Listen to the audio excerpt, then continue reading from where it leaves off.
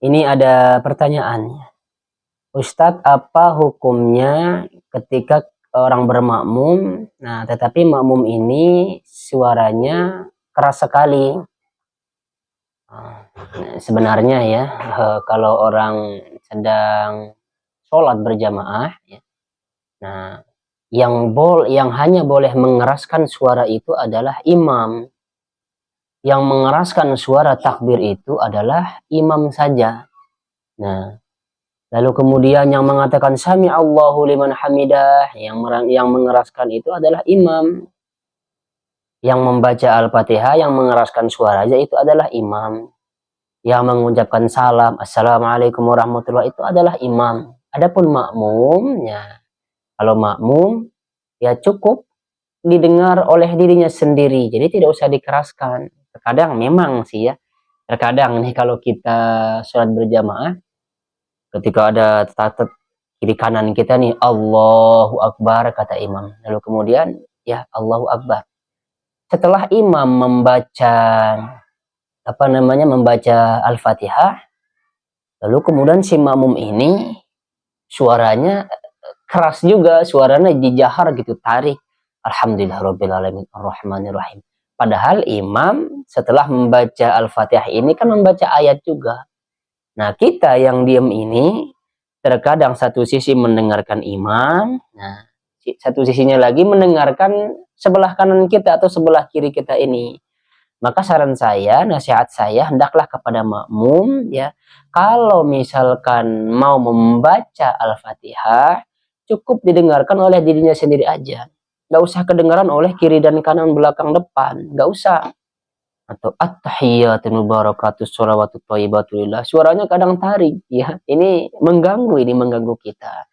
Nah, itu ya kalau yang mau membaca Al-Fatihah setelah imam membaca Al-Fatihah, karena ada itu ya, makmum membaca Al-Fatihah dengan dalil tidak ada sholat bagi orang yang tidak membaca Al-Fatihah. Nah, itu kan pendapat Imam Asy-Syafi'i ya.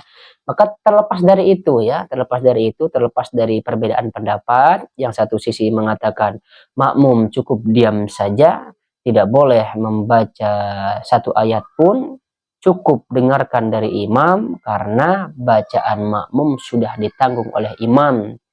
Ada juga berdalil ya, wa idza quri'al Qur'an fastami'u lahu wa ansitu la'allakum turhamun. Kalau dibacakan Al-Qur'an maka hendaklah diam supaya mendapatkan rahmat. Dia dengar ya, diam. Nah, ini dalilnya.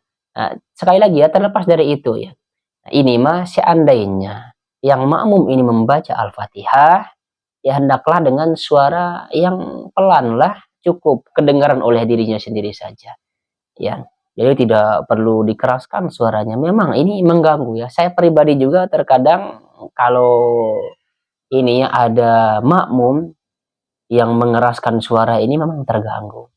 Nah, lebih-lebih ketika imam sudah selesai baca Al-Fatihah, lalu kemudian baca ayat, ternyata di kiri kanan kita ini membaca surat Al-Fatihah dan kedengaran oleh kita ya, memang betul itu ngeganggu sekali ya. Maka oleh karena itu nasihat saya kepada makmum ini ketika berjamaah begitu ya, nah hendaklah suaranya ini terdengar oleh diri sendiri saja ya. Kalau yang berkeyakinan harus membaca surat Al-Fatihah tersebut, nah akan tetapi kalau yang cukup mendengarkan imam ya sudah aman ya, satu sisi tidak mengganggu yang kiri, tidak mengganggu yang kanan, termasuk sama bacaan subhana rabbiyal azim wa bihamdi, subhana rabbiyal a'la wa bihamdi, at-tahiyyatul mubarakatus dan selainnya. Itu sebaiknya jangan dikeraskan, cukup ya terdengar oleh diri kita sendiri saja. Nah, gitu ya.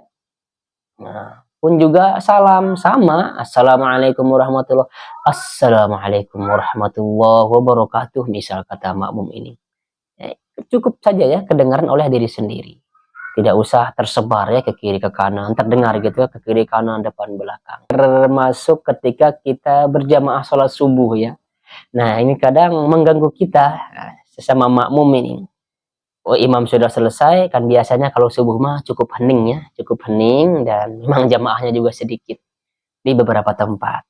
Nah, dia kadang memang apa ya, suaranya walaupun tidak begitu jelas, tapi apa ya, letupan dari bibirnya ini kadang mengganggu.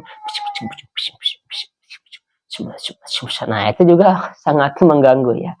Nah, sangat mengganggu sekali. Saran saya jangan melakukan seperti itu ya. Nah, walaupun kita sholat ini baik, tapi ada juga ya tata caranya. Kita tentunya mengikuti bagaimana sholatnya Nabi Shallallahu Alaihi Wasallam. Itu saja dari saya, ada jawaban saya. Yang benarnya datang dari Allah, yang salahnya dari diri pribadi saya.